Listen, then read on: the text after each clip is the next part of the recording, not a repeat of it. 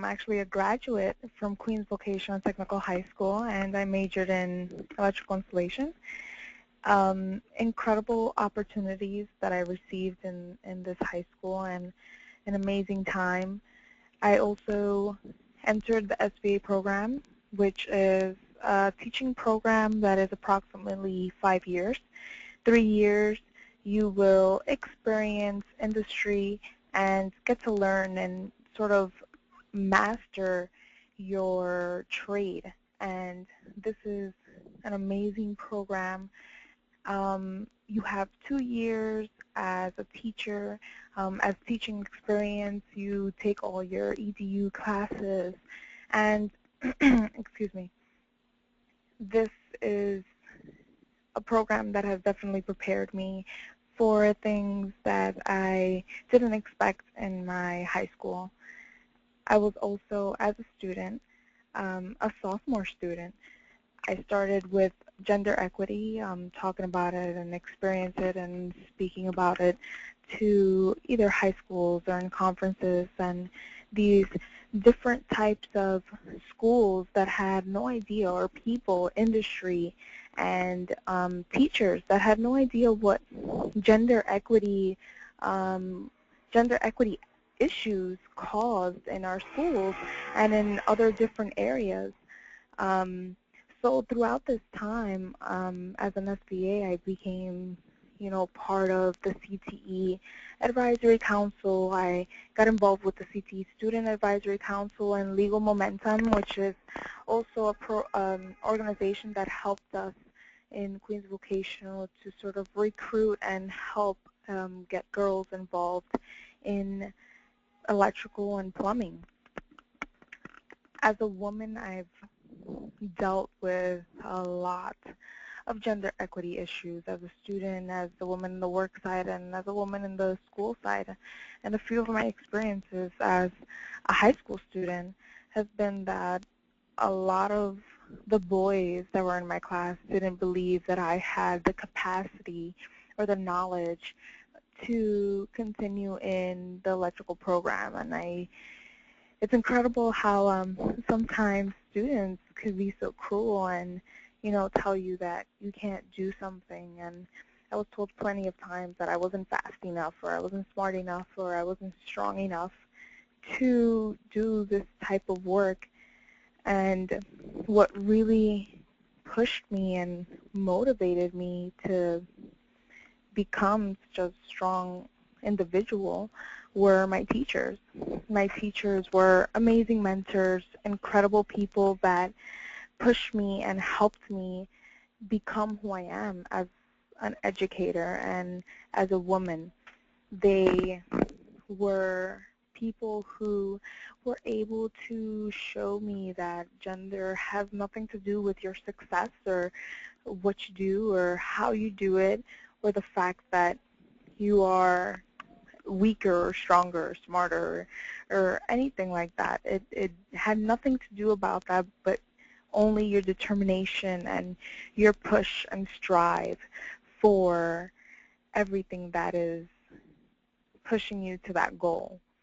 As once I went into the SBA program, is our teacher apprenticeship program, I dealt with some experiences in actual schools where I stepped in and I was being taught how to be an educator, showed how to do lesson plans, how to approach students, how to do these different type of learning techniques and instructional techniques and methods. And to then meet fellow colleagues and people who, yes, support you. Some of them support you 100%, are there to help you, or someone to lean on. It's incredible. And then, at one moment I met someone who was incredibly, disrespectful, very disrespectful in the sense of kind of pushing me to the point and telling me that I shouldn't be an electrical teacher because I am a woman, and because that's not my quote-unquote role as a woman, to be in a man-dominated field, which was something that I really took to heart. I really was offended by it, to even see that my fellow colleagues or people that I've worked with or people that maybe in the future I'm going to work with are going to think at all times that I am incompetent because of my gender. And that is something that is obviously not only following us in childhood, but also following us as adults. And if we continue to approve to these type of comments or this type of situations, it is an incredible mistake to set goals or not even roles to students at such an early age to then tell them that they're unable to do something because of their gender, not only for female students, but also for male. I mean, we have a cosmetology program in Queens Vocational. Other schools have nursing programs, medical programs. And to know that boys are discouraged to go into these programs like cosmetology or nursing, and these different programs that are considered or spoken of as female jobs or female careers is unfair. And to know that electrical and plumbing and all these other programs are considered male trades, and to limit girls from going into these programs is actually a distraught thing to see. And obviously, not only did I have to go through some gender issues through school as a high school student, but also as a teacher, to then also experience it in the work site in industry. To walk into a construction site and feel as if you are being looked at as someone who is out of place, someone who is not supposed to be there, someone who is looked like a person who can't do anything, a person who is unable to complete the task. And thank God that I had a great mentor in this industry site that I went to, that he would defend me to the end and sort of put these people into place and tell them, you know, she knows what she's talking about. She's doing what she needs to do. She can carry that on her own. She doesn't need your help. And it felt great to know that at least some people still have a mindset or the confidence or the faith in other people where it's not based on your gender. And those are some of the experience that I've dealt with, and I could probably think of 1,000 other stories about my experiences and all these negative things. But I try to look at more positive things that will be able to bring us to a better understanding of how we can bring our girls, our also males, to stop thinking of boy-girl career or boy-girl job or boy-girl this, and more in a mindset of what do I love and what is my passion and can I do this? And a lot of our students are obviously concerned about their salaries. They all want to have a great paying job, and sometimes we limit our female and male students because of their gender. So they're unable to do a certain job because you're male or female. And that's something that we want to break today. And some of the statistics that we actually have on this PowerPoint will actually explain how women they have 70% of the low-wage workforce jobs, and that's a lot. To women have 70% is for low-wage jobs is an incredible, outstanding number. Female students, high school graduates, get the same amount of money as a male high school dropout, which is an unfair quality, an unfair thing to say. 32% of women are more likely to be poor than actual men, and a construction tradeswoman will earn $1 million more over a 30-year career than a minimum wage worker. So imagine, if we have 70% of women in the low-wage workforce, now a construction woman, a tradeswoman that goes into a field, a tradeswoman makes an exceptional amount of salary. So imagine they make $1 million more than a woman who will be in a minimum wage job or a man who's in a minimum wage job in a 30-year career. Another statistics that I found extremely interesting was the actual pay gap. The gap of how much a white man will make over a white woman is an average of 78 cents. So a white woman will make 78 cents over for every dollar that a male white man will make. An African woman will make 64 cents to every dollar. Hispanic and Latin, 54 cents to every dollar. And then what I found even more interesting is that Equal Pay Day is celebrated April 14th, which is coming up soon. And this is what explains is how much longer a woman has to work in order to make the same amount of money that a man made the year before. And there's our other dates of equal pay for moms, black women. Equal pay is July 28th, and women's equal pay is October 8th. And as a student, when I was in high school, I really didn't see this as an issue, or I never really saw it in this perspective where statistics were put out there and showed us these numbers that were sometimes shocking. And to now see them as an adult or coming out of high school and really analyzing the statistics and looking at these numbers and seeing how many opportunities and how unfair it is sometimes, and the fact that sometimes people aren't really doing anything about this problem. People aren't really focusing on gender issues as much as we wish that they would. So these are some of the outcomes of our gender inequity. And it's that there's over 1 million New Yorkers who earn less than $20,000, and majority of them are women. New York City has over $500 million workforce budget to help those 1 million New Yorkers. And sometimes we got to think about it. That's sometimes a bit low for those 1 million New Yorkers. I mean, how many of them actually get to see a lot of that money?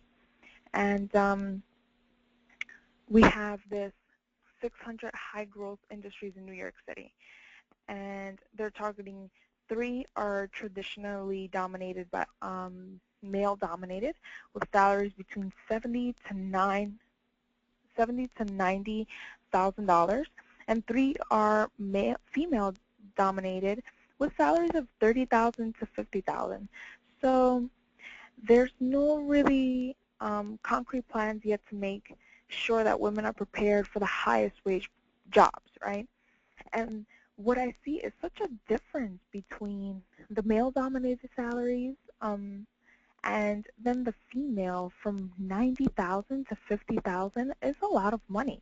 It's a lot of money that some women or some people don't see that can be distributed equally. And even our CTE schools and STEM schools show this, that girls are 70% of the students' enrollment in the CTE human services clusters. So that includes like child care providers, and they make $9.34 an hour, $9.34. And then there's girls that are less than 15% of the students are enrolled in CTE architecture and construction clusters, which include electricians, which is what I teach, and they make $23.71 an hour. So $23.71 definitely sounds better than $9.34. And not saying that one career is better than the other, but I want to know not that I want to know, I'm pretty sure that all of you want to know, why is this number so large for, CTE Human Services Cluster, and why is it so low for CTE Architecture and Construction clusters? These are things that we have to really focus on. Are we pushing our female students to go into our CTE Human Services clusters? Are we telling them that that is what is acceptable, that that is what they are made for? Or are we pushing them to what they will fall in love with? Are we really informing them of everything that they need to know in order to continue through their paths, in order to continue through what career they would like to go in? One amazing thing that I've seen and that a lot of educators and obviously administrators know is the Title IX. And it's that no person in the United States shall on the basis of sex, be excluded from participation in, be denied the benefits of, or be subjected to discrimination under any education program or activity receiving federal finance assistance. And if you see in the bullets below, in 1982, NYC CTE schools were found in violation of the Title IX. And reports in 1994, 2000, 2008 continue to point out that the system has a failure of understanding and addressing effectively gender equity. And it's really been put into a sort of a low totem type of problem, something that is not as important as other things in the educational program, which is unfair. And in 2015, the U.S. Department of Education finds NYC school system in violation of Title IX, thousands of girls missing the opportunity to play in sports.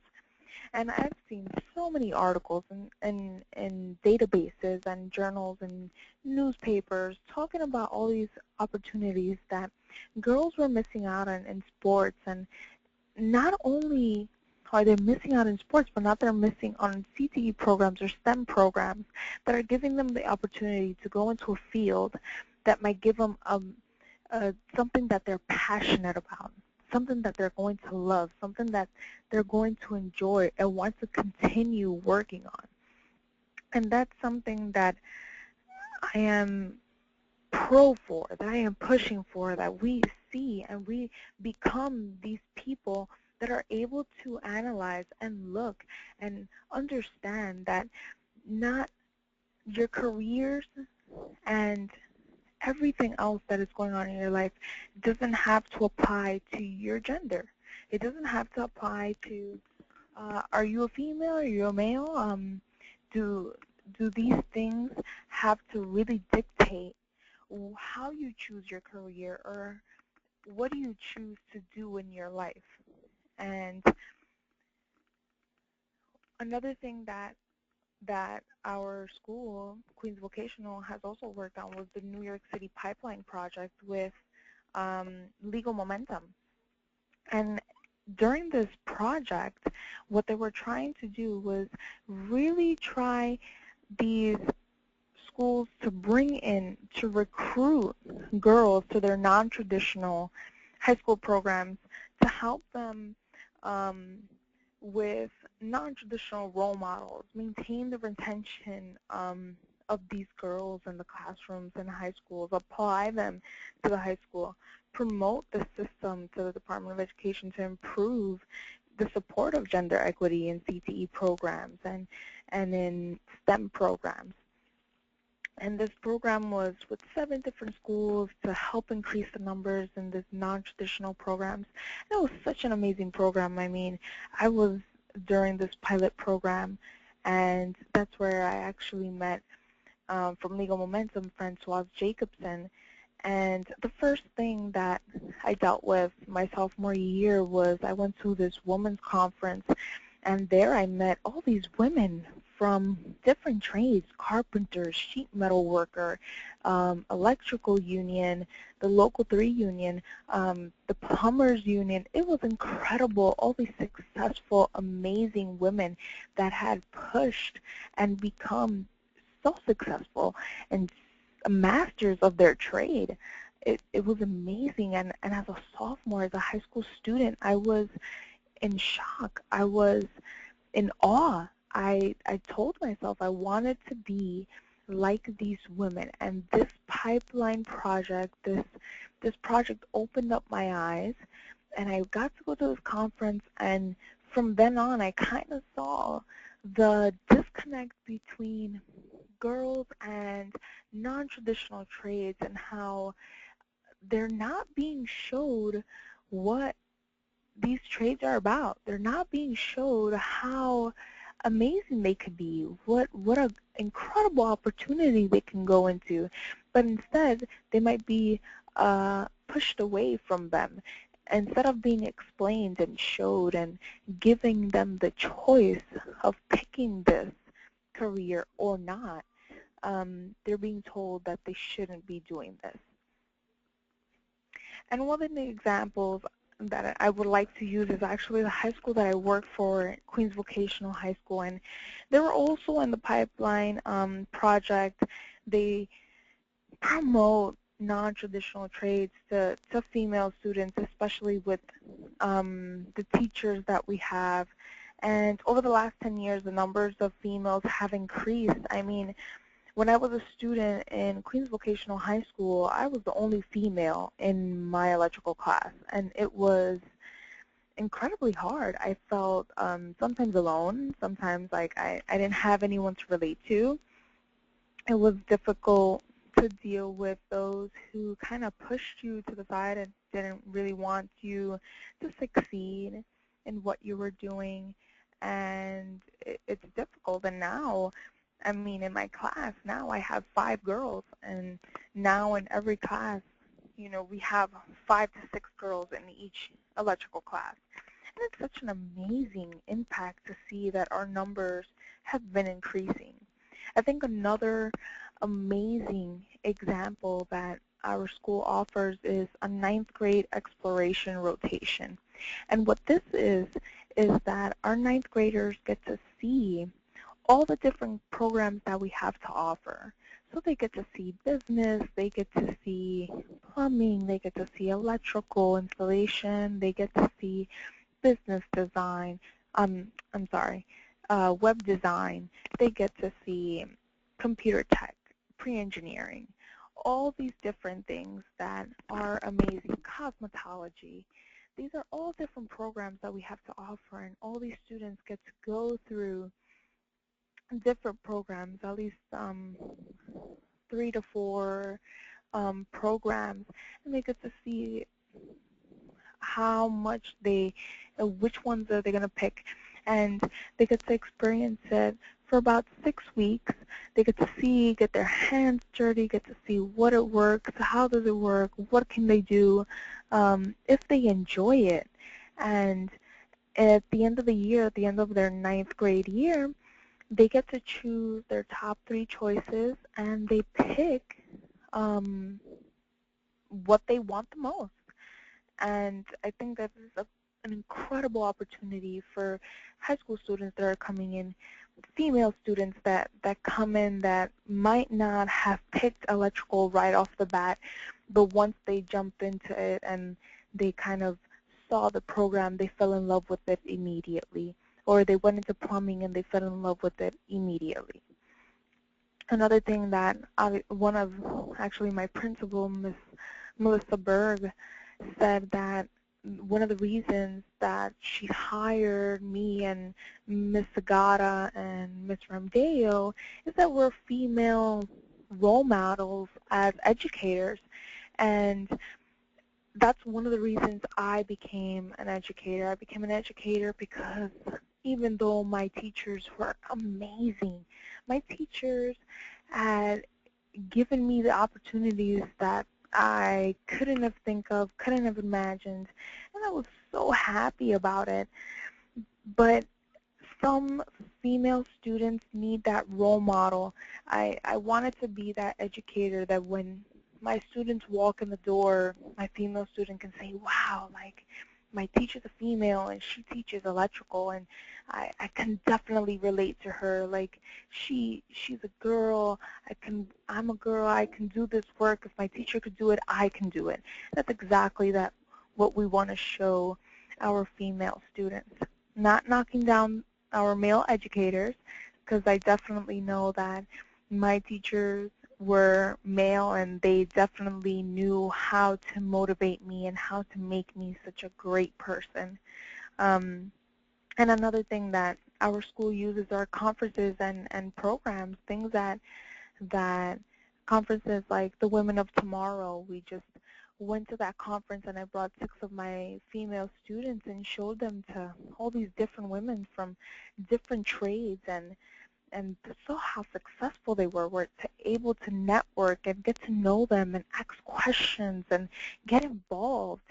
Even if that's not their career in mind, that is something that they're looking forward to, something that they want to do, something that they want to accomplish. And it's amazing to have these different conferences and programs because it opens up the eyes to those female students about what they can do and how they can achieve it and become better workers or better and more successful than we are.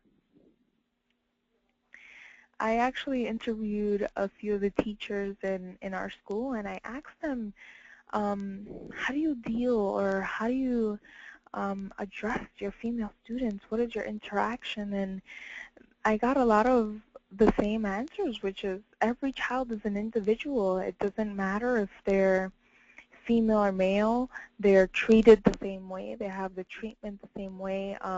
There's no excuses to not doing your work or not doing this. No one is babied in our programs.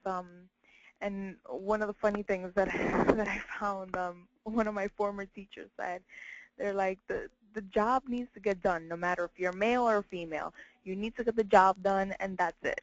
That's exactly what you have to do, and I found that amazing. I was like, wow, like that's definitely true. It doesn't matter who does the job. I mean, when you get the job done, it doesn't say job done by a female or job done by a male. It's just the job, and as long as it works and it's perfect and it's safe, then you've completed your mission. You've done your goal. Another thing that one of the educators said is that parents need to be more understanding about their daughters going into non-traditional trades. They need to be also informed about it, told that this is not only for males, but your daughter can also do this. Sometimes it's hard for parents to see their young daughter working in a non-traditional field that has obviously a lot of men in the field, a lot of people that might not encourage her, but unfortunately we also have to show them that some students have passions. Some of them want to be electricians or plumbers and are in love with this field, and these are things that we have to motivate these kids. We have to push them forward. We have to make sure that they do what they want. I also got to interview a few of my students, and they're amazing. They're incredible students. 2 of my female students said that they feel like the male students are receptive to helping. They don't feel any different than male students according to work. They could do the same type of work. They suggested that females should know the salaries of the job. They need to be informed of the opportunities in order to recruit them to come into these programs. So these are my female students telling them, like, let's tell them how much money we make or how much money we're going to make. And sometimes that's what calls in a lot of students is, how much money do we make? And they get so excited that they see the salary or they see like these opportunities. And they see how amazing this is, and oh man, like I really want to do that. You see that electrician over there, she looks really cool, and look at what she does. I'm going to be just like that. And that's what I see from my students. And my male students are very funny. They're jokesters. They like to laugh. They like to go a little crazy, but It's amazing how highly they look at my female students. They say that the two best students in the class are girls. They said they look for the female girls for help. They ask them for help. They feel like the girls actually work harder than the guys do. They think that if any student, doesn't matter if boy or girl, if they have the mindset to do the job and to get things done, then they can do anything. They can do whatever their mind is set for. And they also think that in order to recruit more girls, they need to be shown more girls working in that field.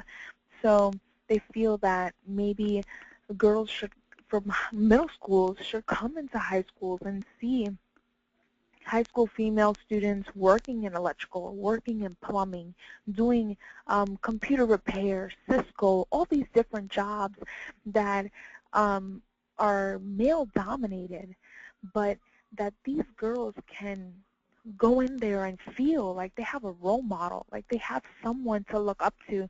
They have someone who will help them along the way and will push for them and will motivate them and will tell them that even in their hardest time, even when it's super difficult and they want to quit, which is many times I wanted to quit in some situations. I wanted to quit and not do this anymore because I was tired of being told that I couldn't. I was tired of being put down and told that this job wasn't for me.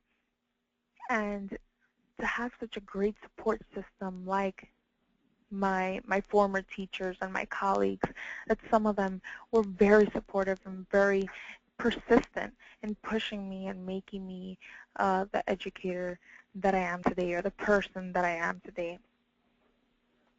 Now, some of the call to action suggestions that I have is, first one is professional development for educators and administrators and staff.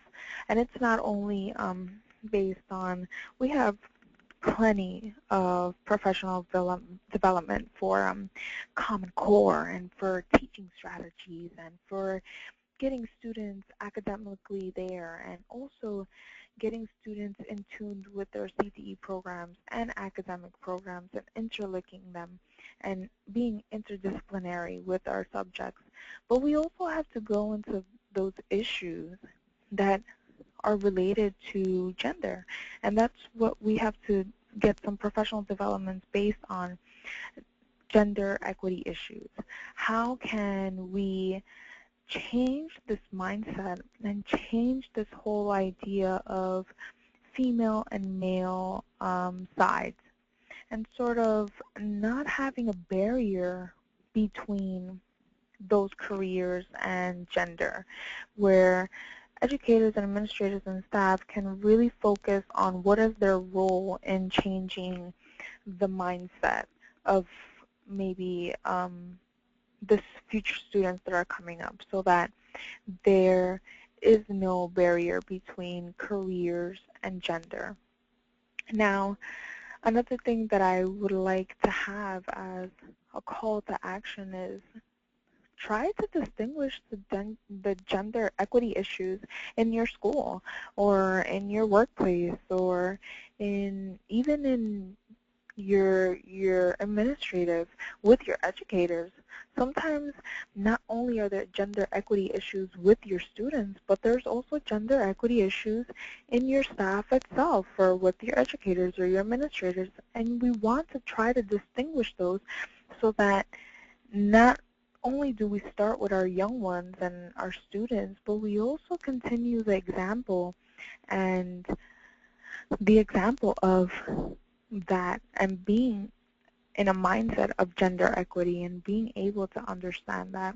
So those are some of the things that you want to do. You want to distinguish those gender equity issues, and once you distinguish those, you want to establish some goals focused on gender equity.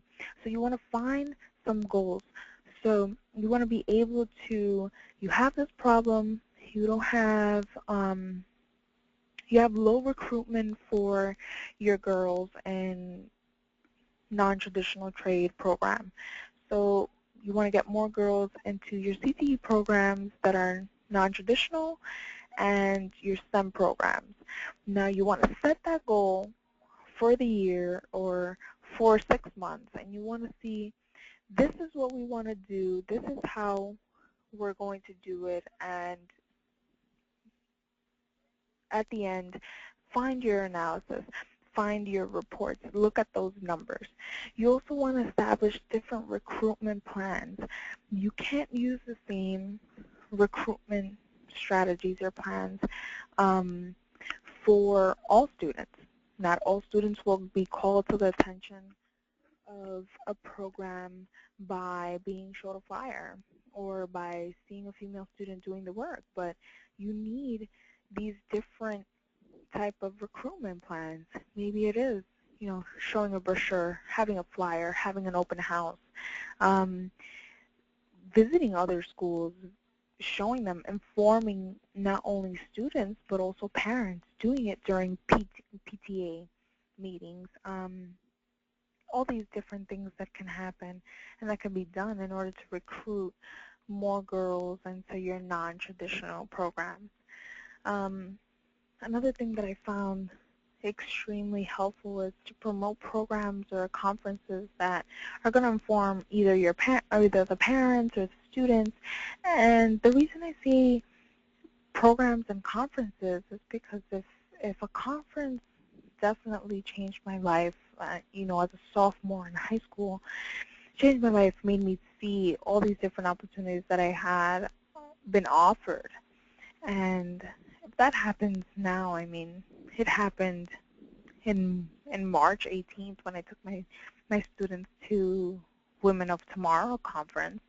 They were astonished by their different people that they met and the networking that they were able to do, and they were more motivated to become more successful. And not only that, they become more attached to you. They see you as a role model. They see you as a person that they can be understood by. And after you've accomplished all these goals and recruitment plans and you've set up all these different things, you want to be able to look at some data. You want to be able to analyze your numbers. You want to be able to pull up a report. You want to show that this is what you started with. These are the problems that you did. You made up a goal. You did what you had to do. You had your beginning numbers. Now let's look at your ending numbers and let's see what part of your plan or your goal failed and which ones were successful. And you continue to build on your successful ones, and those that weren't as successful, you might want to take those out. You might want to either develop a new plan or be able to fix what you think might have been an issue. I think another thing would be great is through your analysis and your reports, have some surveys, try to figure out what these young girls think. Not only surveys maybe in your school, but also in middle school. See what these parents or these students know. See what some even guidance counselors know. See what some teachers know. How can educators, how can everyone get involved in these programs? How can they be able to continue in all these different things and change this mindset from boy-girl to person, from thinking this is your gender and this is where you belong, to thinking into what are your passions, what are your goals, and what would you like to do in the future. And this is what we want to approach not only to our students, but our teachers, our administrators, our parents. We want to be able to go worldwide, nationwide, and make this a gender equity mindset. We want to be able to change this whole view of you're female, you're unable to do this, to this is what you can do, and if you want to accomplish it, this is what you have to do in order to do that. And those are a few of my call to action points. If you have any questions, and if throughout the time that we have here now that we're going to probably have some questions and I'll be able to answer them. But if we don't have enough time and you have any questions or suggestions or would like to talk about anything that we've just spoken about or elaborate on what we've spoken about, please feel free to contact me either through my email, inunez7@live.com, or inunez7@schools.nyc.gov, or the high school that I work in, which is Queens Vocational and Technical High School, and there's their number. But I'm here to help you guys, to help you understand, share my experiences, and hopefully you have all gained a lot from what I've experienced and